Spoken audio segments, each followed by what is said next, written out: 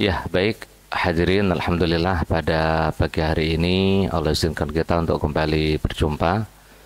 Semoga semua dalam kondisi sehat walafiat. Amin ya rabbal alamin. Di jadwalnya kajian pekan pertama adalah fikih manhaji, betul ya? Ya, kita sekarang alhamdulillah bab salat sudah selesai. Bab zakat juga sudah selesai. Nggak terasa. Berapa tahun Pak? Dari 2021 atau 2022 ya? 2022. Alhamdulillah salat dan zakat sudah selesai. Masuk ke bab puasa. Baik, bab puasa atau rukun Islam yang ke berapa Pak Kus? Rukun Islam yang ke berapa puasa berarti? Ketiga. Yang ketiga atau keempat? Puasa keempat. Iya. Yang keempat. As-saum, siyam. As-siyam atau as-saum dari shoma yasumu sauman wasiyaman. Artinya amsaka yumsiku imsak, menahan. Secara bahasa artinya menahan. Shoma yasumu, menahan. Shoma anit ta'am ay amsaka an aklit ta'am. Puasa dari makan artinya ya tidak makan, menahan diri dari makan. Puasa dari berbicara berarti tidak berbicara, menahan diri dari berbicara secara bahasa. Ini bisa kita lihat dalam surat Maryam ayat 26. Maryam mengatakan, inni nazartu lirrahmani sawman falan ukallimal yawma insiya. Aku bernazar puasa untuk tidak berbicara kepada siapapun. Secara bahasa menahan. Kemudian secara istilah yang dimaksud dengan puasa adalah menahan diri dari semua yang membatalkan puasa, dari terbitnya fajar shadiq sampai tenggelamnya matahari, dari waktu subuh mulai sampai waktu maghrib mulai. Itu definisi puasa, tentunya dengan tata cara khusus. Baik, kalau kita berbicara tentang puasa, maka yang dimaksud secara generalnya adalah puasa Ramadan. Karena itu adalah bagian dari rukun Islam. Tapi nanti di bab akhir atau di tengah-tengahnya akan kita bahas tentang puasa sunnah. Kemudian dalil yang mendasari disyariatkannya puasa adalah hadisnya Ibnu Umar yang masyhur, Bunyal Islamu ala khamsin, syahadati an la ilaha illallah wa anni rasulullah wa iqamis salati wa itaiz zakah wa saum atau hajjil baiti wa saum.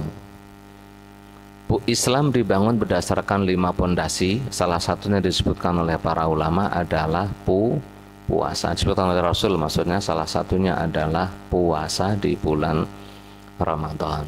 Dan kemudian seluruh ulama ijma bahwa puasa disyariatkan. Kapan puasa disyariatkan? Rasulullah Shallallahu Alaihi Wasallam setelah hijrah biasanya berpuasa 3 hari dalam sebulan. Setelah hijrah, sebelum adanya puasa Ramadan. Di samping puasa 3 hari, beliau juga puasa di hari Asyura, tanggal 10 bulan Muharram. Kemudian Allah Subhanahu wa Ta'ala memfardukan, mewajibkan puasa Ramadan pada bulan Sya'ban tahun kedua Hijriah. Tahun pertama belum ada kewajiban puasa, tahun kedua di bulan Sya'ban ada kewajiban puasa. Dalam surat Al-Baqarah 183, ya ayyuhalladzina amanu kutiba alaikumus siyamu kama kutiba alal ladzina min qablikum la'allakum tattaqun. Jadi 9 tahun baginda Nabi Shallallahu Alaihi Wasallam menjalankan puasa. karena memang baru diwajibkan tahun kedua Hijriyah. Beliau wafatnya tahun 11 Hijriyah. Kemudian menurut ulama Syafi'iyah, ini bisa dicek di kitab Al-Majmu', Mughnil Muhtaj, Qalyubi, Al-Hawi Al-Kabir dan lain-lain. Menurut ulama Syafi'iyah, dari semua umatnya para nabi, yang berpuasa full 1 bulan hanya umatnya Muhammad sallallahu alaihi wasallam yang berpuasa wajib selama 1 bulan. Yang lainnya itu ya puasa kama kutiba 'alal ladzina min qablikum, karena tahun kedua itu disebutkan kutiba 'alal ladzina min qablikum, sebagaimana diwajibkan untuk umat-umat sebelum kalian. Ya ada umat Nasrani, umat Yahudi, dan sebelum-sebelumnya sudah pada ada puasa, tapi mereka tidak berpuasa 1 bulan full. Nah, puasanya berapa? Wallahu a'lam, tidak sampai kepada kita. Ya, tidak sampai. Yang jelas kata Allah, dulu sebelum umat Islam itu ada, puasa sudah duluan ada. Kemudian Allah juga menyebutkan dalam lanjutannya tadi, Syahrul Ramadan alladzi unzila fihi al-Qur'anu hudan lin-nasi wa bayyinatin minal huda wal furqan faman syahida minkumus syahra falyasum. Dulu itu di awal-awal berpuasa masih ada keringanan, boleh puasa, boleh memberi makan fakir miskin. Yang tidak mau puasa boleh ngasih makan fakir miskin. Lalu dengan ayat yang 185 ini, keringanan dihapus. Faman syahida minkumus syahra falyasum. Siapapun yang melihat hilal, baik sendiri atau dikabari orang lain, nanti kita bahas, hendaklah berpuasa. Jadi tidak ada keringanan sekarang. Yang bisa berpuasa harus puasa. Keringanan hanya berlaku bagi orang-orang yang sudah tidak mampu puasa. Mungkin karena sudah terlalu tua renta atau sakit tahunan yang kata dokter tidak boleh berpuasa. Itu udah baru keringanannya masih ada. Tidak berpuasa boleh memberikan makanan kepada fakir miskin. Baik, kalau hukum puasa Ramadan ya wajib ijma'an, sama seperti salat, sama seperti zakat kemarin. Orang yang tidak mau puasa Ramadan karena mengingkari kewajiban dihukumi kafir murtad. Di dalam negara Islam dia harus disidang, dijelaskan bahwa puasa ini hukumnya wajib, kamu harus berpuasa. Kok ngeyel, tetap menganggap puasa tidak wajib, maka orangnya akan dihukumi sebagai kafir, dibunuh. Setelah mati tidak boleh disolati, tidak boleh dikubur bareng orang Islam. Itu yang mengingkari kewajiban puasa. Adapun yang tidak mengingkari kewajiban puasa, nggak ingkar. Apakah puasa wajib? Wajib. Kenapa kamu nggak puasa? Takut lapar. Anda mungkin ya, saya nggak puasa karena kerjaannya berat. Semacam-macam lah alasan, kerja berat lah macam-macam. Mau kerja berat, kerja ringan, ya sebenarnya puasa mah kuat-kuat wae. Para sahabat dan Rasulullah Shallallahu Alaihi Wasallam bukan hanya kerja berat, perang itu dalam kondisi puasa. Coba, seberat-beratnya kerja, lebih berat perang atau kerja? Lebih berat perang. Perang aja masih puasa. Nah, itu perang Badar terjadi saat bulan Ramadan. Perang aja masih puasa. Jadi nggak ada alasan. Ya tinggal menyesuaikan saja. Kalau pekerja berat berarti kerjanya mungkin setengah hari, bisa kan? Bisa setengah hari dari pagi sampai siang, atau dari siang sampai sore, atau dirubah ke malam. Ya disiasati sajalah. Kewajiban agama ini lumrahnya pasti bisa dilaksanakan. Untuk masyarakat mayoritas umat pasti bisa dilaksanakan. kewajiban agama. Baik, kemudian apa hikmahnya puasa? Namanya semua ibadah pasti ada hikmahnya. Namanya hikmah itu juga perkara baik yang ada pada setiap syariat ibadah. Bisa dicari masing-masing, nggak harus saya yang mencari. Bisa dicari dari sisi akidah, bahwa kewajiban puasa membiasakan umat untuk taat pada Allah. Kita itu hamba. Jika diperintahkan berarti sami'na wa ata'na. Itu kita itu hamba. Konsepnya gitu, kembali kepada akidah. Juga membiasakan untuk muraqabatullah. Muraqabatullahnya bagaimana? Merasa selalu diawasi. Sangat mudah bagi manusia yang sedang berpuasa untuk makan saat sendiri. Sangat mudah. Nggak ada yang tahu, meskipun kadang-kadang ketahuan. Berapa kali saya ngisi di beberapa perusahaan, pas bulan Ramadan. Saya bilang, saya izin ke kamar mandi buang hajat dulu. Ya Ustaz, silakan ditungguin. Dalam kamar mandi itu banyak mas-mas yang bawa botol air minum itu loh. Saya mikir, ini orang sini hebat ya, masa ceboknya pakai air mineral gitu ya. Padahal kan untuk cebok banyak. Husnuzonnya saya buat cebok, husnuzonnya, husnuzon. Ya. Tapi ya wallahu a'lam. Mungkin buat cebok, mungkin juga untuk, iya mungkin untuk minum. Pak Haris pernah nemuin nggak gitu? Ada mungkin. Pak Haris kan pos di perusahaan, mungkin nemu. Mungkin saya beberapa kali nemu pas ngisi kajian di perusahaan gitu. Oh di PT-PT, oh gitu ya. Itu punya namanya orang lah. Ala kulli hal. Jadi puasa itu membiasakan kita selalu diawasi, selalu diawasi. Jam berapa ini? Udah mau subuh. Kalau mau subuh sama Allah gak boleh makan minum. Ya sudah, kita merasa diawasi. Ya enggak? Diawasi. Nah, selama seharian itu kita nggak minum. Kenapa? Merasa diawasi oleh Allah Subhanahu wa Ta'ala. Apalagi kata Nabi, kalau puasa tidak boleh ngomong-ngomong yang nggak sopan, ngomong-ngomong jorok, nggak boleh berantem, nggak boleh adu mulut dan sebagainya. Jadi membiasakan untuk selalu diawasi Allah Ta'ala. Iya.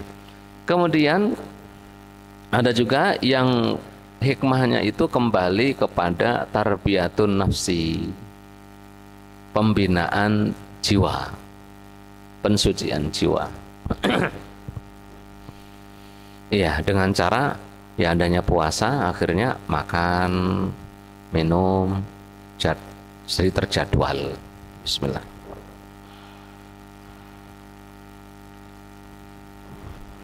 Makan, minum jadi terjadwal. Pas buka ya segera makan, sebelum waktu subuh segera, membiasakan untuk disiplin. Harapannya nanti setelah Ramadan kita menjaga kedisiplinan. Ada juga hikmah puasa yang kembali kepada nawahi ijtima'iyah, kembali kepada penguatan solidaritas sosial kemasyarakatan. Ya, kenapa? Karena dengan berpuasa seseorang itu merasakan yang dirasakan fakir miskin, merasakan lapar, merasakan haus. Sama kondisinya dengan beberapa saudara mungkin yang berada di beberapa belahan dunia, di dunia lain, di negara lain yang tidak bisa makan. Itu yang pukul-pukul siapa tuh, Zidan? Coba dibilangin nanti gitu pukul-pukulnya. Ya, kemudian yang selanjutnya bisa kembali ke sisi kesehatan. Ini yang berhak, yang lebih pintar pas menjelaskan adalah praktisi dan pakar-pakar kesehatan, dokter dan praktisi-praktisi kesehatan. Apa manfaat puasa bagi kesehatan? Kalau saya hanya penikmat makalah-makalah dan penyampaian-penyampaian mereka. Katanya orang yang rajin puasa bisa menjaga keseimbangan elemen tubuh. Katanya mereka, Pak, saya nggak tahu, Pak, bener atau enggak. Yang mohon maaf obesitas. Coba rutin puasa, nanti biasanya obesitasnya berkurang. Jadi ideal tubuhnya. Kalau merasa berat badannya lebih, coba biasain puasa Daud. Sehari puasa, sehari ndak. Sehari puasa, sehari ndak. Menjaga nanti. Ya. Terus kemudian bagi yang kebelet syahwatnya tinggi, pemuda-pemuda syahwatnya tinggi, untuk menjaga biar tidak terjerumus pada perbuatan yang melanggar syariat, melanggar etika, kata baginda Nabi, fa'alaikum bisyam, hendaklah berpuasa, karena bisa meringankan tekanan syahwatnya. Ya sesuailah, Pak, nggak ada makanan yang diolah, gimana syahwatnya mau naik, ya Pak, enggak? Aman. Atau sampean-sampean sudah tua-tua ini pengen kawin lagi nggak bisa-bisa, ya puasa, Pak, banyakin banyakin puasa, aman insyaallah.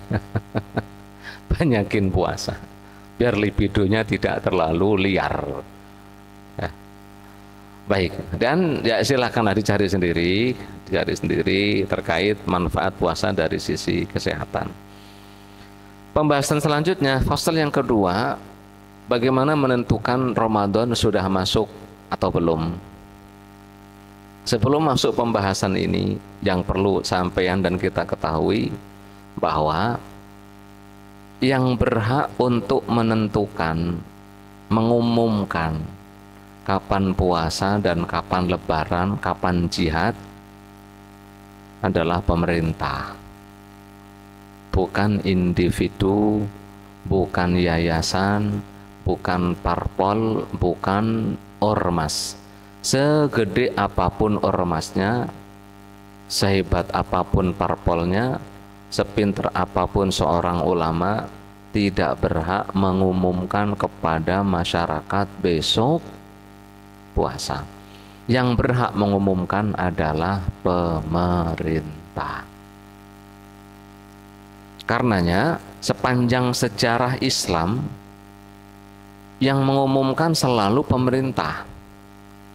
Dari zaman Nabi ada yang melihat hilal, ngadu ke Nabi, ngomong dulu, ya Rasulullah saya melihat hilal. Diteliti, ditahqiq dulu oleh Nabi, benar enggak dia ngerti hilal, orang Islam atau bukan. Ketika benar, maka Rasul akan bersabda kepada Bilal, ya Bilal, nadi linnas bisawm.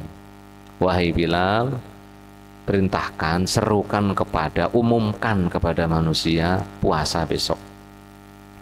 Rasul posisinya sebagai kepala negara. Iya, turun-temurun ke zaman Khulafa Ar-Rasyidin, turun-temurun sampai zamannya dinasti Abdullah bin Zubair, pemerintahan Abdullah bin Zubair, dinasti Umayyah, dinasti Abbasiyah, dinasti Mamalik, dinasti Ayyubiyah, Salahuddin al-Ayyubi, juga dinasti Turki Utsmani, turun-temurun diserahkan kepada Waliyul Amri, karena itu wewenang mereka.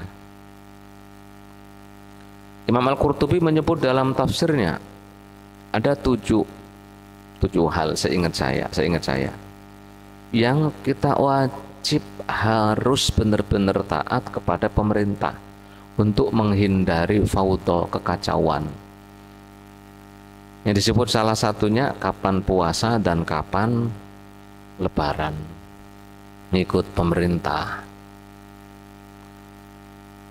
Di antaranya mata uang, Pak, duit. Negara kita punya mata uang, namanya rupiah. Kita El-Tartil tidak boleh membuat mata uang beda. Mata uang namanya apa? Khazanah, dari khazin kan. Jadi buat mata uang sendiri namanya khazanah. Enggak boleh, Pak. Bahkan meskipun kita membuat mata uang namanya dinar di sini, di negara Indonesia ini, enggak boleh. Karena akan membuat kekacauan. Sama kacaunya dengan orang yang pemerintah ngumuminya Selasa, dia Senin. Pemerintah ngumuminya Kamis, dia Rabu. Kacau, Pak. Faudo. Setahu saya ini ya hanya terjadi di sini. Di negara-negara lain mah nggak ada. Nggak ada. 7 tahun, Pak, saya di Arab. Nggak pernah ada bahasa ikut siapa puasa. Nggak ada. Ya semuanya nunggu pengumuman dari pemerintah. Cepat ketahuan, langsung sidang, umumin di TV, radio kalau zaman radio. Sekarang sudah zaman medsos, langsung diumumin. Udah diputuskan oleh kementerian, besok puasa, langsung tarawih. Enggak ada ikut siapa, lebaran ikut siapa, enggak ada. Karena memang ini wewenang yang Allah berikan kepada pemerintah. Seharusnya poin ini menjadi titik tekan, bukan pakai hisab atau pakai ru'yat. Titik tekannya di situ. Hisab ru'yat itu cara menentukan awal bulan. Tapi yang berhak mengumumkan kapan puasa, kapan lebaran adalah pemerintah. Sayangnya poin yang penting ini justru dilupain.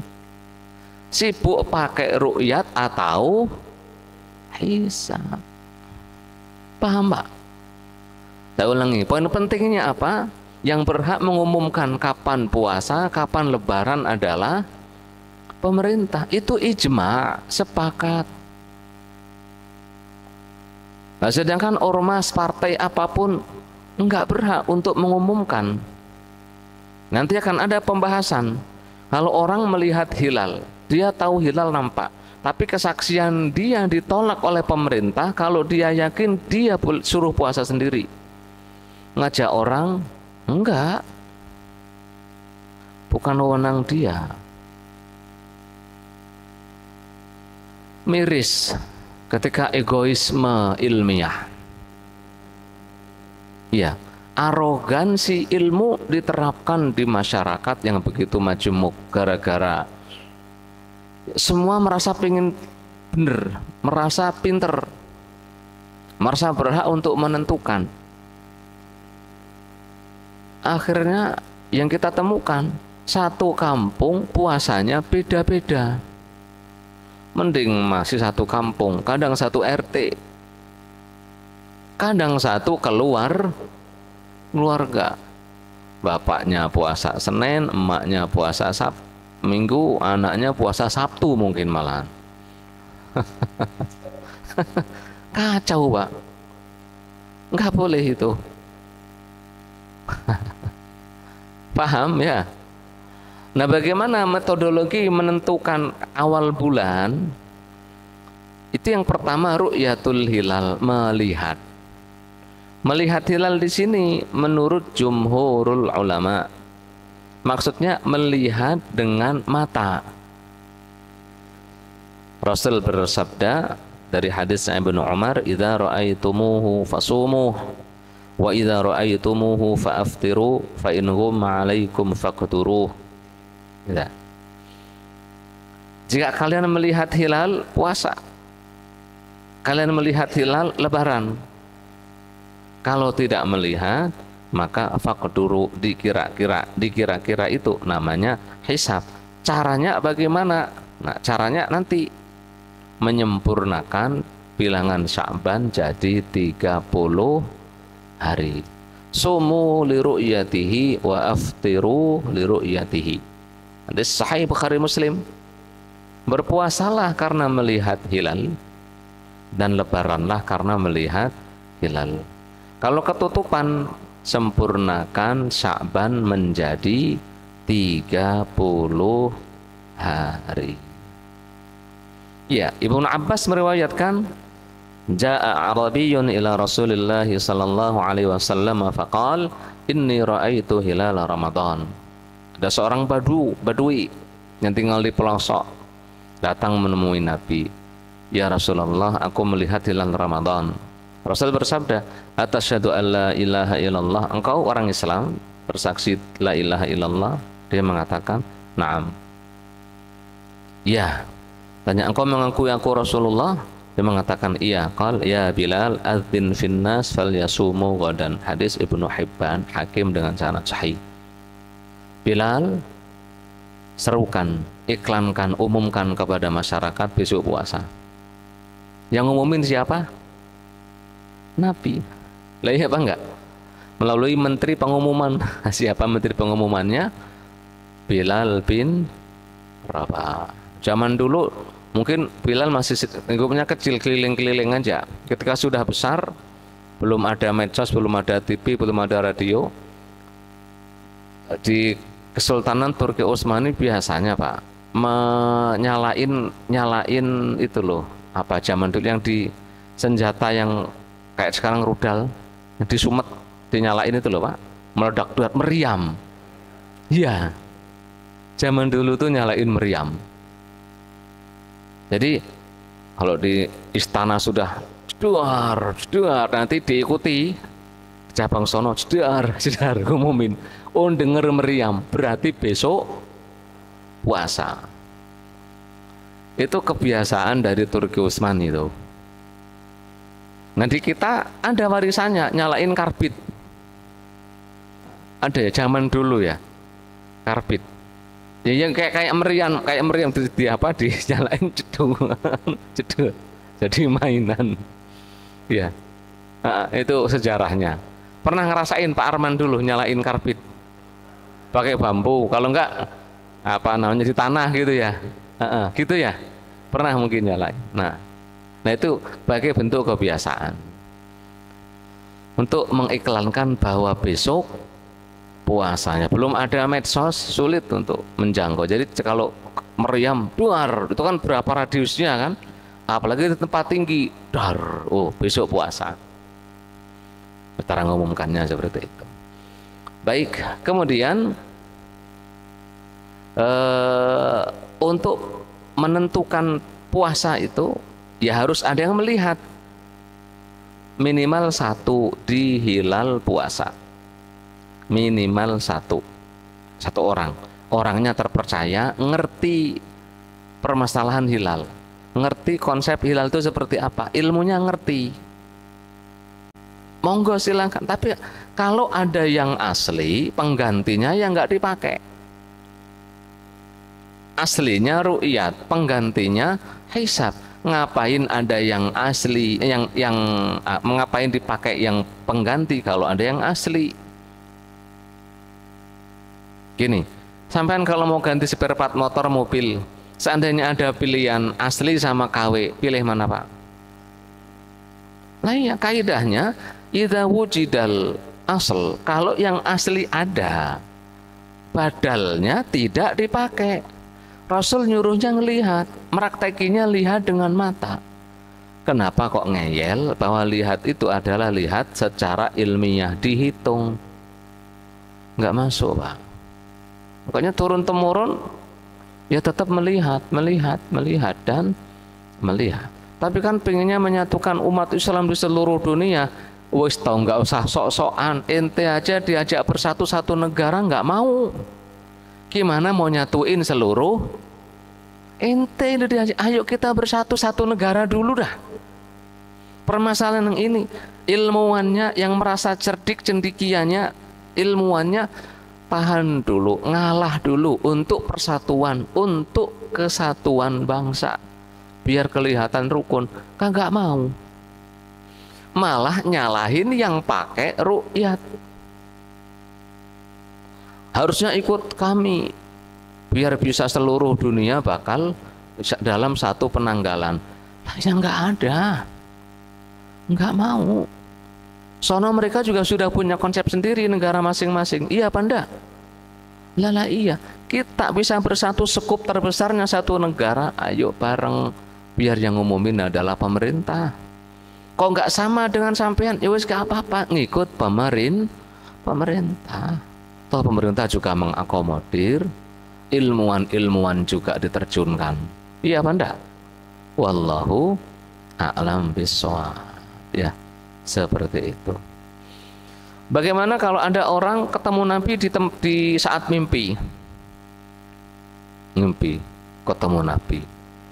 Besok puasa seandainya gitu. Iya. Kata ini kitab mengatakan wala yasbutu hilalu ramadhan wala ghairuhu bil manam hatta law ra'a insanun an-nabiy sallallahu alaihi wasallam fil manami faqala lahu al-lailatu aw al-lailata awwalu ramadhan fala yasihhu as-shawmu bi hadzal manam la li sahibil manam wala li ghairihi bil ijma'. Orang mimpi ketemu Nabi dikabari besok puasa. Kok besok dia beneran puasa? Puasanya enggak sah.